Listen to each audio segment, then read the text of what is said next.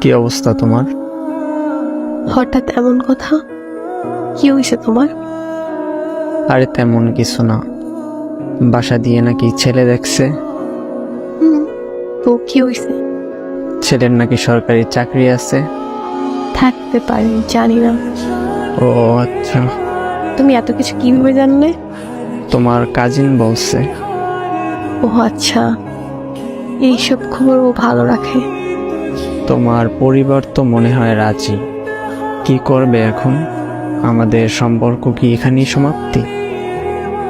এই শোন, বিয়ে আমি করব, আমার পরিবার না। আর তোর এত কিছু কে ভাবতে বলছে? তোর সামনে পরীক্ষা, তুই পড়াশোনায় মনোযোগ দে।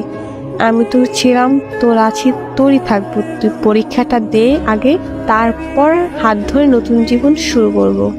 সত্যি তো? হ্যাঁ সত্যি। তোর হাত ধরছি কি অন্য কারো হয়ে যাবো এই জন্য নাকি?